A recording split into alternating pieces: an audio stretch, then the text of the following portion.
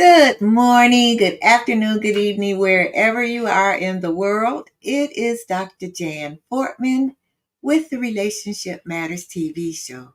I hope everyone is having a beautiful, beautiful, blessed morning, afternoon, or evening, wherever you are in the world.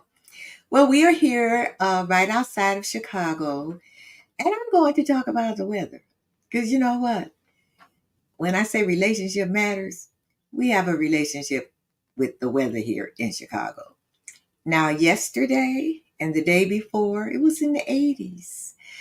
Right now, well, it doesn't say on here, but right now it's blustery, it's cloudy, and I think it might be 50 degrees. We don't know what to wear. On one day, you have on your sundress, your shorts, you're driving with your top down. And then the next day, you have a little jacket on. But anyway, we're just glad to be here anyway. Well, let's see. Today, I have a special guest that I would like to introduce you to. So let me tell you a little bit about her first before I bring her on. Her name is Kenya Metoyer. I use some Metoyers. I have to ask her if she's related to them. But anyway, she is a personal growth strategist.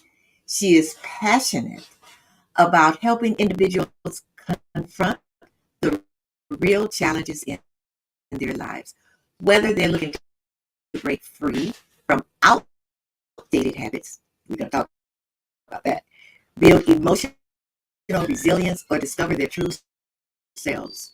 Her approach combines direct, no nonsense strategies with a supportive and empowering environment. She ensures that you feel both challenged and understood throughout your journey. Now, Kenya's Keepsake. She guides clients through a transformative process of unlearning what no longer serves you and relearning the strengths and skills that you need to thrive. And she believes in pushing boundaries. So let me, as they say, without further ado, bring your girl, Kenya. Hell, you are on mute. Oh, how are you? I am just great. How are you? I am doing well. I am doing well. I am so happy to be here. Looking forward to this. We have been anticipating this for a while, and I am so happy to be here. Well, I'm glad. Yeah, you're right. You're right. We have been anticipating this, and I'm very, very excited to meet you. Thank Um, you. Get okay, some light in so here. someone, yes, just says, Maxine Walker says, good evening, everyone. Oh, good So, good evening. evening, Yes. Maxine. Good evening, Maxine. So, Kenya, Yes. your girl, Kenya. Yes. First of all, let's start with this. Uh, Mhm. Tell my audience, what is a personal growth strategist? Yes. Well, relationship coach is my overall title, but adding the personal growth strategist to that within the past 2 years came from just knowing that it wasn't just about relationships. Because I started Kenya's Keepsake in 2016. And when I would say relationship coach, people, I don't want that. Oh, I'm not in one of those. And I was like, no, it's not just your intimate relationship. You have relationships with your colleagues, your family, and just your peers. And so, for what I do, is I help any individual unlearn and relearn. And so, within the last 2 years, because unfortunately people are like moving away from the relationships, I added it. Hey, it starts with you. You have to personally grow. And when you do that, you will heal yourself. You will learn, like you said, I said before, you will outgrow your old patterns that you learn. And when you do that, you learn your personal self. And then you'll learn to have better relationships. So that's what a personal growth strategist is. And what I do is how we do, because everything is strategic. You have to want to do what you have to do and thoroughly think about it. So when it comes to yourself, no one really strategically plans or think about their own growth, because everything that they're going through in the world, you want to please your boss, your family, or whatever it is. But when it comes to yourself, you don't really think about it. You don't plan your self-care dates. You don't plan or prioritize yourself. And so I come up with strategies and roadmaps, and I do them in entertaining ways, any type of way that will help stick and apply. Because you can give someone a worksheet. You can tell someone to do this step by step. Yeah, but if you give it to them in a way that that is tailored to them, because everything that I do is tailored to the individual that I'm speaking with. Nothing is the same at all. And I'm gonna tell you, I don't even remember what I my strategy with the last person was, because it's not going to work for everyone. So that's the long answer to what a personal growth strategist is. Okay, okay. So, and you said something about outdated habits. Mm-hmm. How? Yes. So, let's say, when you were having a conversation with Mm-hmm. your clients, Mm-hmm. how do you get them to know that their habits might be outdated? Mm-hmm. First, by knowing where they got it from and what's repetitive to them. So if it's always my mom did it this way, or in my household, or granny said, or type of things like that, or my father, that's when I know that you're going off of outdated beliefs. Also, because if it isn't working for you, Okay, it's not working. So when it's not working, that's the key point, that it's outdated. Because again, I'm not saying that, what everyone taught us, some of those things we honestly need to go back to, Dr. Jan. Let me tell you, okay? Some of those outdated things we do need to go back to. But the ones that I want people to pay attention to are the ones that aren't working for them. and so how? Let's say I'm one of your clients, Mm-hmm. and so what would you ask me? How would you find out the habits that I have? And suppose I say to you, well, it's working for me, Mm-hmm. but you see from having the conversation with me and the things Yes. that I'm saying, wait a Yes. minute, you're saying that it's serving you. So how do you Mm-hmm. not break down, but how do Yeah. you get that person, or how would you get me to really Mm-hmm. say, well, yeah, well, maybe you're right. That habit isn't really working for me. Mm-hmm. That's hard Let to me do with your clients. No, and let me tell you a secret, Dr. Jan. Don't tell nobody, okay? Except for the people that's watching, all right? 82,000. Yes. Again, I tailor everything, and I make everything a game, animated, a worksheet, or anything. So the first thing that I would do is I will give you what I call a keepsake relationship resume. I give them to my clients. Sometimes I even pass them out at my mixers, because I hold monthly relationship mixers, but they're called Battle of Perspectives because they're for everybody: men, women, couples, singles. And it's called, again, a keepsake relationship resume. Now, that right there, oh, that will give anyone a light bulb moment. All right. Some people be like, ooh, can I have another sheet? Oh, okay. you know, because it's just like any other resume, and it's spread out like name, date, from here, reason for leaving, et cetera, et cetera. So when you start to look at those things, that gives people the aha moment and the light bulb moment to know, like you said before, maybe these things aren't working out for me.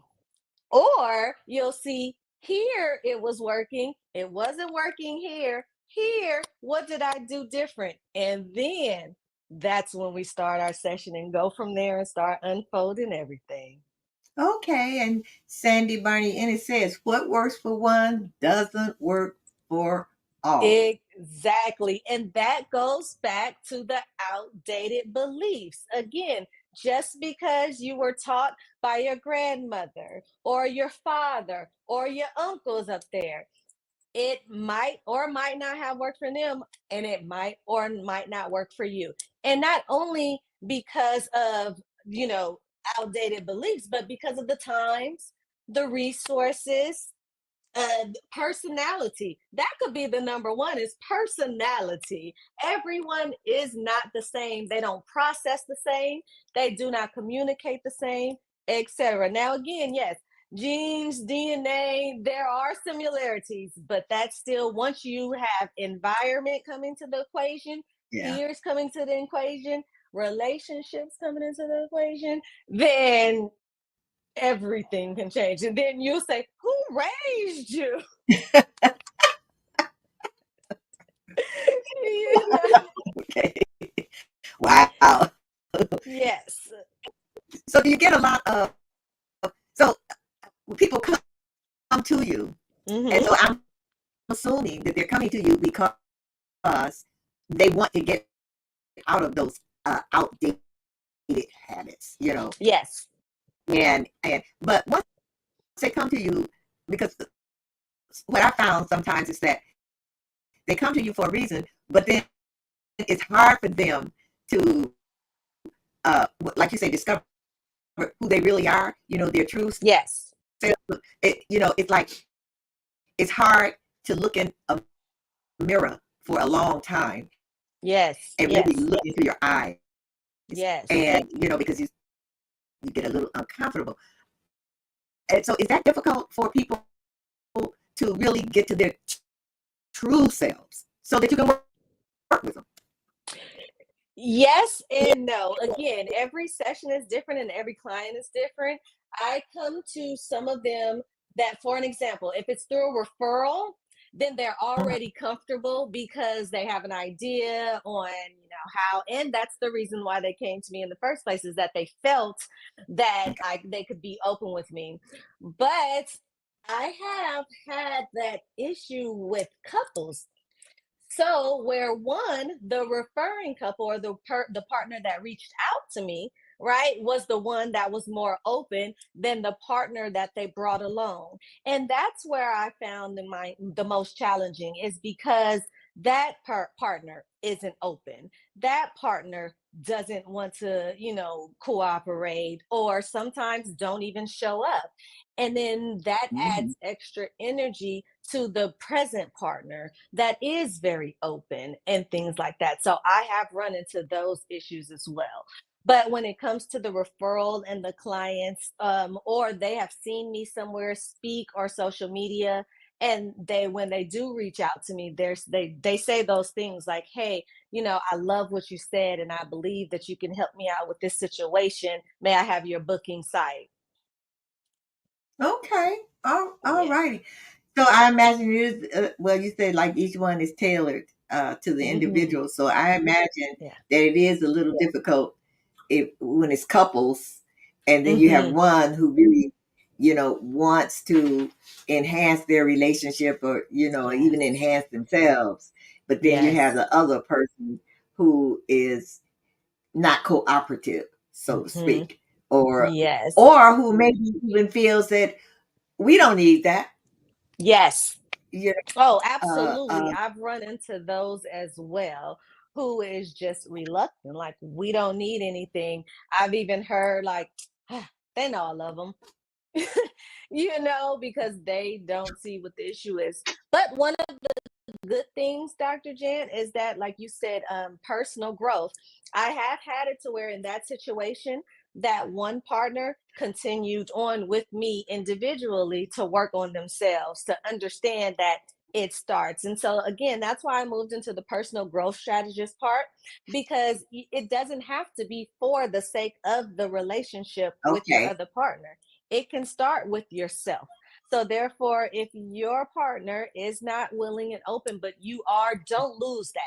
I would never want anyone to lose the fire to have that opportunity for personal growth just because someone else isn't open, someone else isn't understanding, someone else isn't willing. And that's where the personal growth comes into. Okay.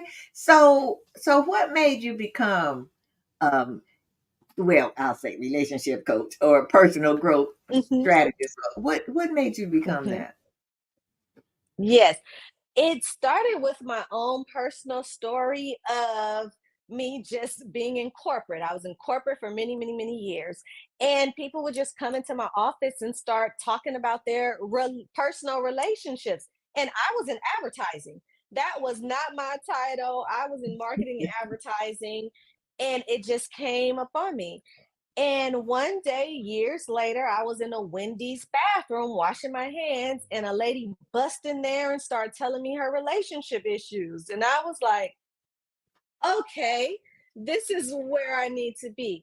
So then, after I went to college to get all of the certificates, degrees, and everything else, it was in the mix that it came with my own personal experience with my daughter's father because I was engaged and unengaged all in 1 year. And I thought that it was the most cordial breakup that I could have ever done. And it did not Really? turn that way because of him on his side. And Okay. again, that comes with the personal growth and the understanding that every individual is different and you can't tailor it that way. I felt that because I just went to him and said, "Hey, I don't want to do this anymore," that he was going to say, "All right, cool. What's the plan?" Not really understanding that what that could have meant for him. And it was a rough path with him trying to understand that I just wanted to be cordial and I didn't love him and I didn't want to marry him. And it just went left. So, with that personal experience, along with what I've studied and what I felt that I needed people to understand that it is okay to know yourself and be okay with splitting up from your partner if you don't want to. Too many people wait for trauma. Too many Yeah. people wait for dramatic experiences when simply the answer could be, I don't think I like this person. I Oh, don't really think this is going to work, you know? And, or I just want to be friend, or I don't see that in the future. And I say this all the time. I wanted to be his friend. It just wasn't the romantic, the future. I didn't see that. But it doesn't always happen that way. okay. So here's a question here. Um came in. Can you say something about one of your most fascinating clients? Don't mention any Ooh, names, of course. yes. No, no, no names. And it's my fascinating and my favorite too, because it was a situation with the couple. I mean, this client, and she's still my favorite to this day. And this went back from 2018. We met. She brought her man to one of my mixers, and I hold them monthly. And this has been since 2016. Every month, they would come. She would be very active. He would be in the corner. She'd be very active. He'd be in the corner. And this kept going on and on. And then with the clients, so how I like to do my sessions with my couples is I start off with the couples together, and then I do them individually after that. So it starts with 4 sessions: couples, individual, individual, and then I bring them back together. Well, in the couples, he would be quiet, she would be, and then hers, it would go above and beyond and extend because, I never want to cut someone off, because when you Okay. open up, you open up. It would extend. When I got to his individual session, I could have been gone in 10 minutes. Like it was crickets, not willing, brought them back together. So this went on for about 6 months. And then they finally took a break. She finally gave up. Well, over the years, I'm going somewhere with this. Over the years, she would pay for the sessions and he would just stop showing up. Like, and then she would say, "Hey, how was it?" I was like, "You didn't know he didn't come today?" And then she would purchase. I like to do $5 challenges every now and then. She would purchase it for him. He unsubscribed from my email list. Like, so I told her, I said, hey, I am no longer going to take any money from you for him. If you would like to continue with me, then I am going, so that was in 2020. And I'm glad to say by I think 2 years after that, she finally split. She was over it. She had broken up with him, and she came to one of my mixers maybe 3 months ago and gave this big testimony and told everybody she wished she would have listened to me back many, many years ago, because she's the freest she's ever been right now. And her fears, because she would fear that he would leave her hanging financially and with the children and all these type of things. And she said that her fears were just her own fears, because although it was still a struggle, her worst fears he didn't even do. He didn't even put her to the things that she made up in her mind that Okay. was going to be if she left. So that's the most fascinating client that I have today. And it's because I have seen her growth just as a person, as a woman, as a mother. And then other people that know her will send me a message like, I don't know what you did with her, but I see a growth in her. So those are the type of things that keep me going. Okay. So what about your mixers? Tell me. Mhm. So tell me about them. Yes. Tell us about them. So they started off in 2016 called Kenya's Catch and Keeps. And it's because with Kenya's Keepsake, I want you to catch the keepsakes that I'm giving. Well, everybody thought it was a singles mixer, and I wanted them to come catch and keep a partner. And I was like, no, no, no. And so then I went to a panel where I would have an all male panel and an all women audience, because it was more about the women listening to the men and the men expressing. Now, I would gather the questions from the audience, of course, because they want real things, but I needed my men to speak uninterrupted, because they always say that the ladies don't listen to them. But then after that happened so many times, they were like, hey, you should get a woman on the panel. And I said, all right. So then it became, now what it is the battle of perspectives, because I don't like battle of the sexes. We're not battling each other. We should never battle each other, but we do have different perspectives, whether you're a man or a woman. And now what it is that I have a panel. I'll take a male, a man and a woman, whoever, from different walks of life. Some are married, single, young, older, but it's a different perspective. And I still have an audience of everyone. It's open to everyone. I have vendors and things, and we break it down in sections. I have an agenda, because these topics get so good when you ask the questions. Um, and that's how it is. So for 4 hours, we are there. There are vendors. We have food, and I also throw in a lesson. You're never not going to walk away with a lesson from me. So, like I said, whether it's the relationship resume that I give out in the beginning, I also teach a lot of tools. The 5 love languages is the most common one, but Mhm. my signature presentation that I do, because I also mentor youth and do corporations, is mastering conflict resolution. So I teach the Very 5 needed. conflict resolution styles. And I just spoke at a speak sheet on mood mastery, and that is specifically for women. But I like to throw in a lot of those little keepsakes at my mixers. And what it does, and I do those in the beginning. So, for an example, I taught at the last one the 5 apology styles. And what it is once we start with the dialogue, if any scenario or something comes up, somebody be like, "Oh, that's the fifth apology style." And so Well, now I wait a minute. You brought that up, so want now I want to know what are the five apologies. apology styles. Okay, look, so now I have to look them up, because, and the reason why I'm looking them up is because I like to give the 5 apology styles, and then on the receiving end, because Okay. not everybody knows how to receive apologies also. So let me pick that. I love that you asked that. I love that. Let me pull that up for you. But while I'm doing that, that is the reason why I love throwing in games, because again, if you sit there and you just talk to someone and they're like, yeah, okay, if I would have just came and said, hey guys, the 5 apology styles are this, and this, they would be like, oh, okay, one ear and out the other, right? So the 5 apology styles are, let's see, the expressive apology style. That's the first one.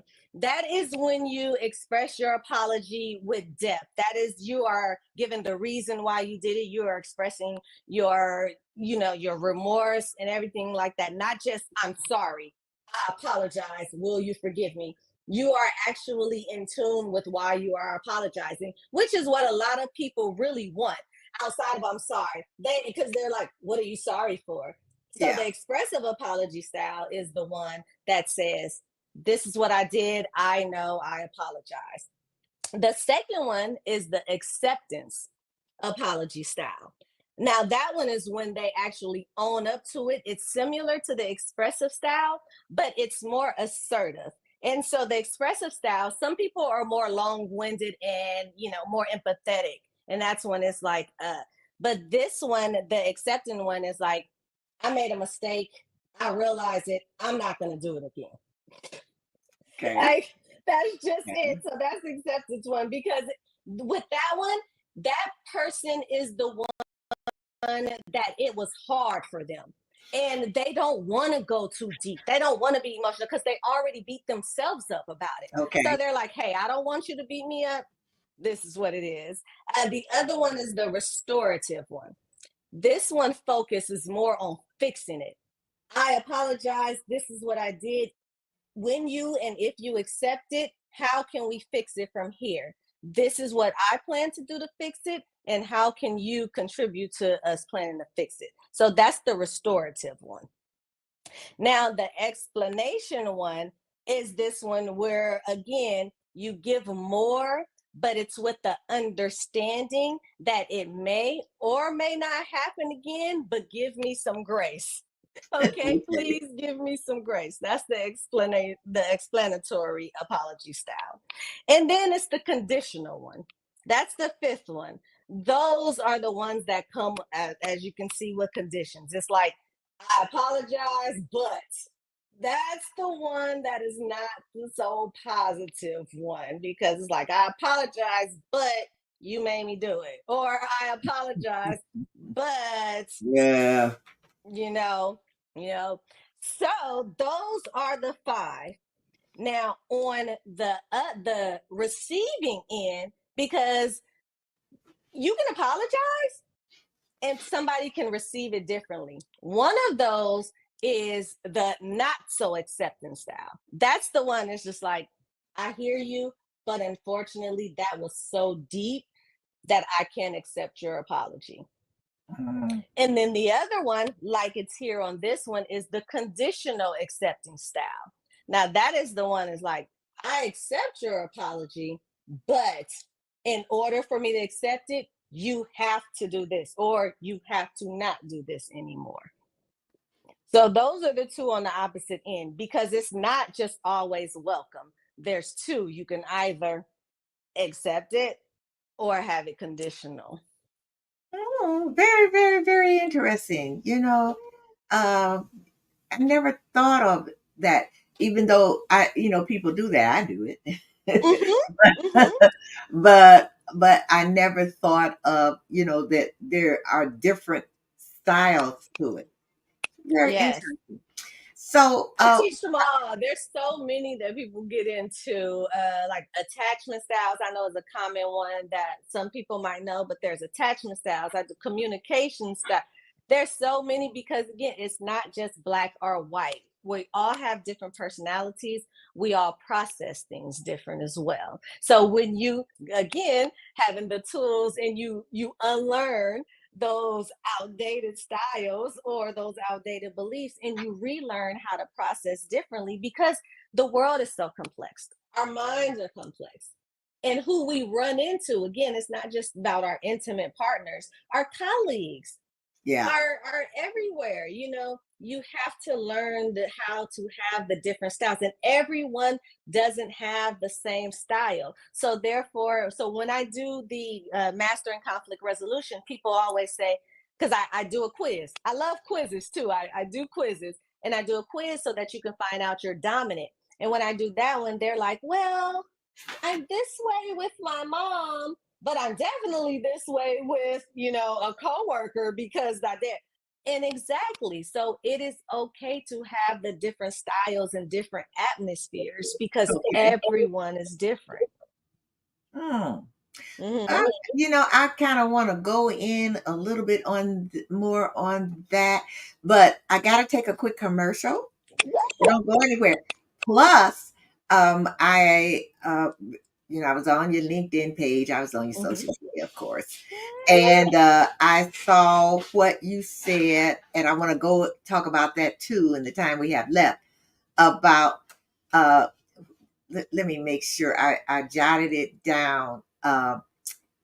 5 reasons to avoid setting expectations early in a relationship. So I really kind of want to talk about that a little bit. So, Yes. okay. So don't go anywhere, everyone. Don't go anywhere. We will be right back with Kenya. This is very, very, very interesting. Very, very interesting, especially about not setting expectations, because I thought you're supposed to. But anyway, we'll be right back after this quick commercial.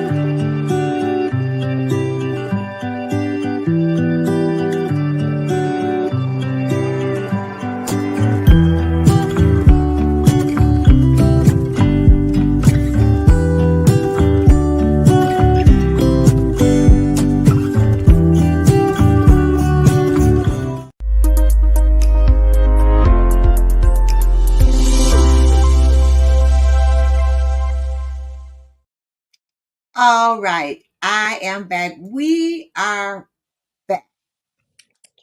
So, Kenya, I'm going to jump straight to that that that that question. Okay. So,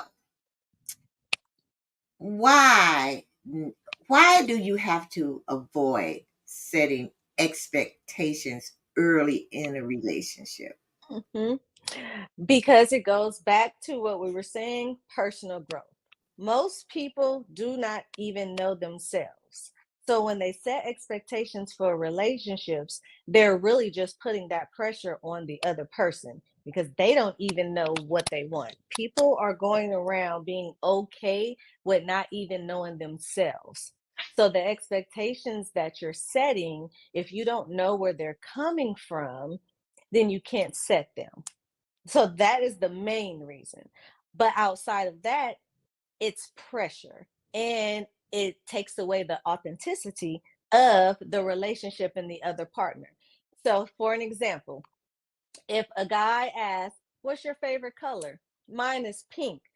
For the next 6 months, everything that this man is going to buy me is going to be pink. That is what setting expectations early on in a relationship is going to set you up for, because that person is going to concentrate on pleasing you other than showing themselves authentically. Isn't that what we want? Don't we? Mm-mm. I mean, don't we want that person to please us? No, no, we want that person to be themselves. And if being themselves is pleasing to us, then we can move forward. Because what happens when they take off the mask? What happens when there's no more pink things out there to buy me? What else are Okay, you going to do? You're going to ask me another question. You're going to say, "What's your favorite food now?" And I'm going to say French fries. And now you're going to find every way to make a French fry for dinner to please me, instead of you cooking for me one day and I'm like, "Oh, this is delicious. I love this." And it is not a French fry in sight.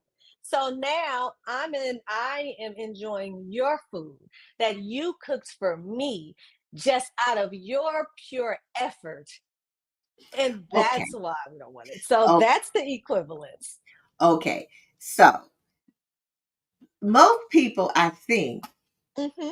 go into a relationship with expectations. Mm-hmm.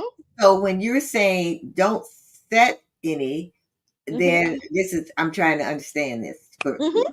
So when you're saying don't expect any, so what you're saying is just go into this relationship and hopefully this person will show you their authentic self, and Yes. then you decide whether Mhm. or not you want to be in that relationship. Is that what you're Yes. saying?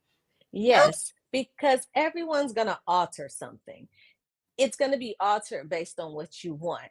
For an example, I do not want any more children. My daughter is 21 years old. That is not what I want. People, some guys out there, "What if I take care of you? What if I this? Oh, you're still young. Are your tubes tight?" I do not want any expectations. So I ask a guy immediately, I say, "Hey, you want any children?" I don't go in and say, "I don't want any children. Do you?" Because here's what's going to happen. Scenario A: "Hey, do you want any more children?" He's going to answer authentically. He's going to say, "Yes, I do want more children." Or he's going to be like, "Oh, no." I'm going to know if he wants them or not based on his answer. Scenario B: if I say, "Hey, I don't want any more children. Do you?" He's going to say, "Nope, I don't." But deep down inside, he might really want children. So if we go on into that relationship later on, if we get into it years, he proposes, we get married, and then he wants a baby, I'm like, "Wait a minute. We talked to," he's like, "Yeah, but I said it because you didn't want any, but now I really," you see where we're going? Okay. So though that's the example, you have to, so when I say set them, don't don't make that the basis and the foundation of your relationship with that person.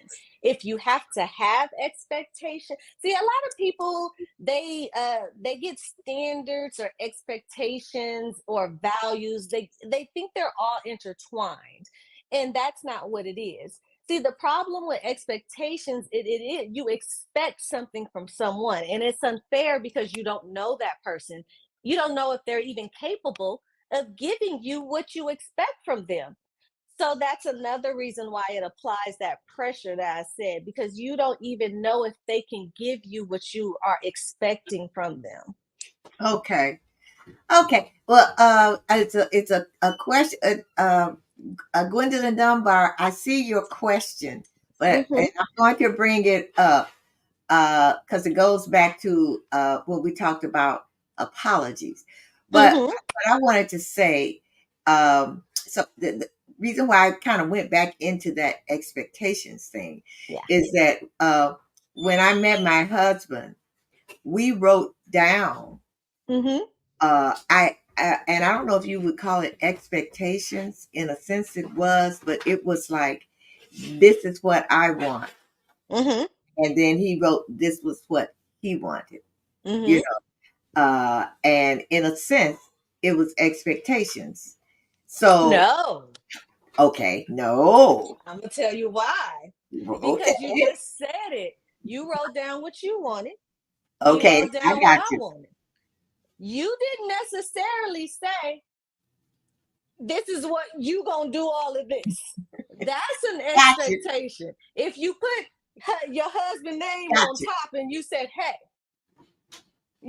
so that is the difference between expectations. Got you. Okay, so let's go back to this uh uh right quick. Gwendolyn Dunbar, and goes back to we were talking about apologies. She said, Mm-hmm. what if you find that the apology is the same as long as it works and they don't really mean it? How can you recognize it and what do you do?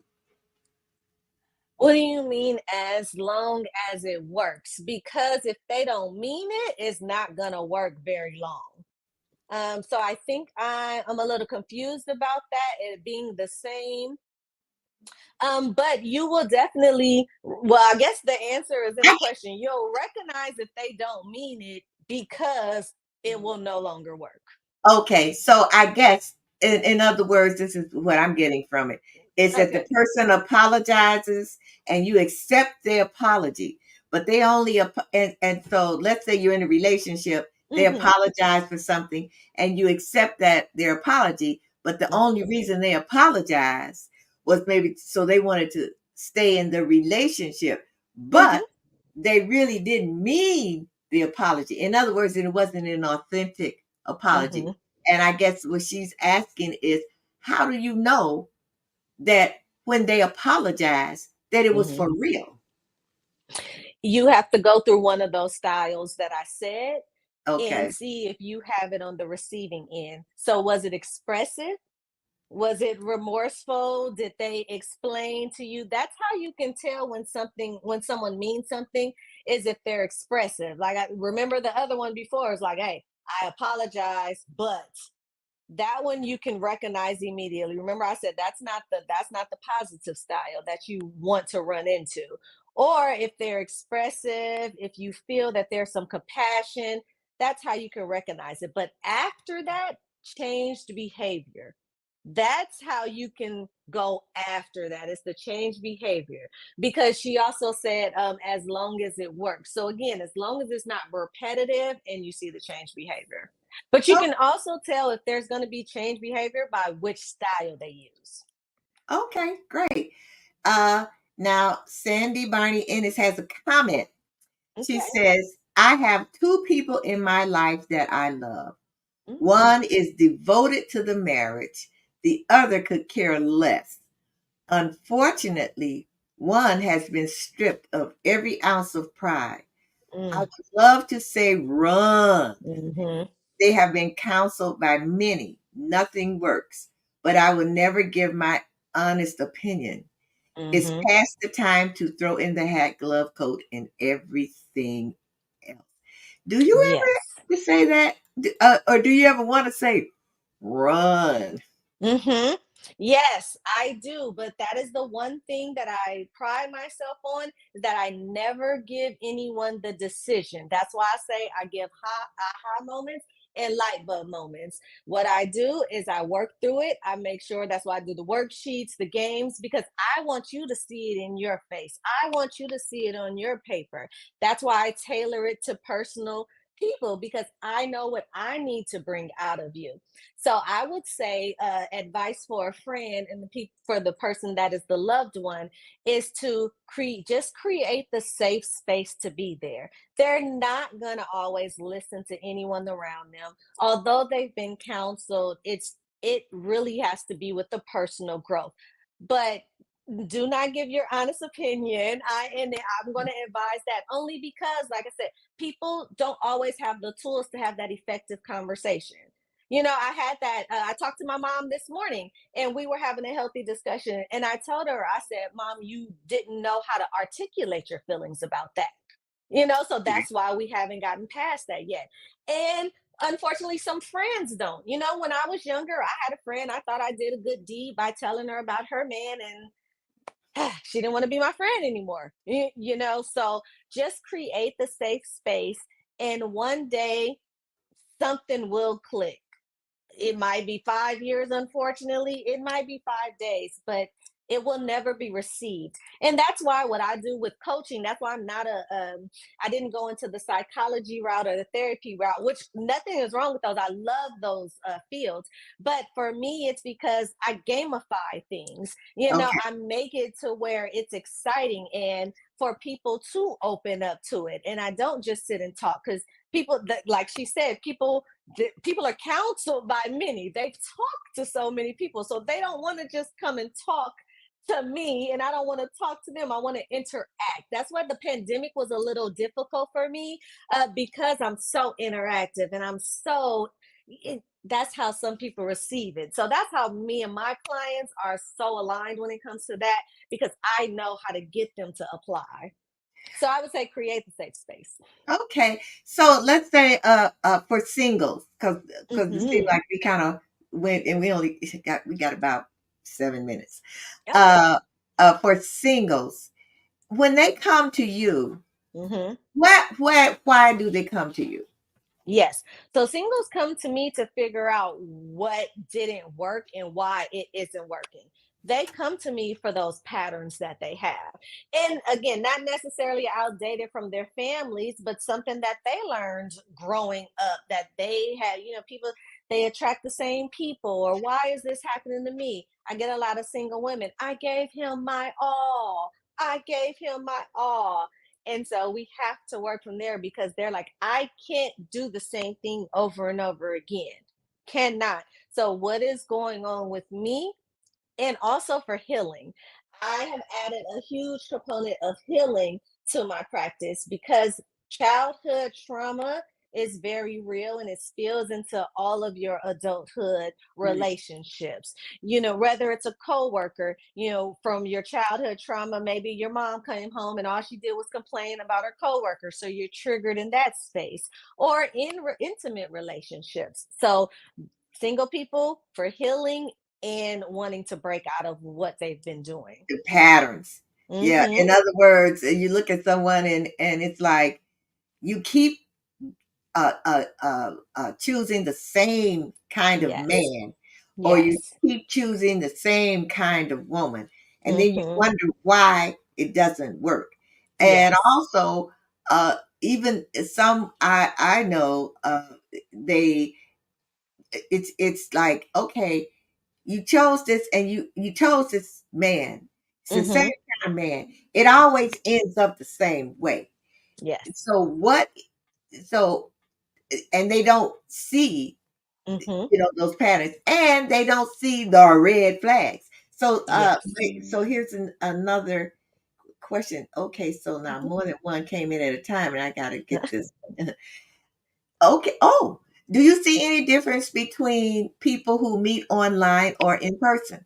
Yes, I actually do. And this was even before I became a relationship coach, back in corporate, when those people were coming to me. I have seen more success with people that meet online. And I believe when I have did my surveys from everybody, it's because they take the time to just authentically get to know each other's without expectations and without the physical part. Now, no, we don't want to be catfish. We do want to see some pictures. But when you're face to face and you're in person, those other things can, take over. We're human, we're natural. It's natural. But online, I've seen those people get married quicker, long start families sooner, and are still together. Okay. Yes, that's a good one. Okay. Yeah. Okay. Well, I didn't meet my husband online. It's been a Mhm, long time ago, but mhm, it was a newspaper. It was mhm, a newspaper ad. Renita Dixon says that is interesting, mhm. and yes, we corresponded, talked. Before actually we even saw each other face eye to eye. We really didn't really know how we look. I mean, you describe Yes. yourself and all Right, that, right. you Yeah. know, but it was the person. Mhm. It was the person. So, Mhm. leave us with something. What would you like to leave Mhm. with my audience? Yes. I would like everyone to understand that if it's not working, it's okay to relearn. Relearn. You don't have to strip your entire life of what you had. Take your experiences and just relearn them. Personal growth and healing is the key. It's not scary, it's the key. Okay. And if they would like to, where are you located? I'm in Los Angeles, California. So it's fun when you were talking about the weather earlier. I was like, yes, because everyone loves sunny California, but we last week it was hot.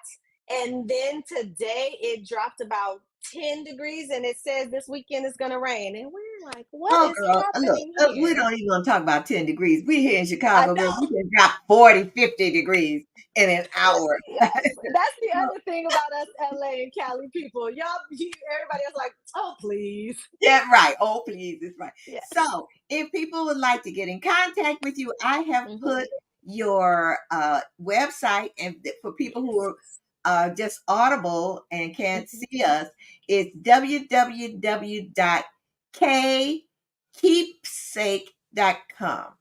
Yes. KK keepsake.com. So that's www.kkeepsake.com.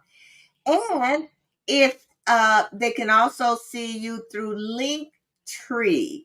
Hmm. So, and that is Kenya as Keepsake. Hmm.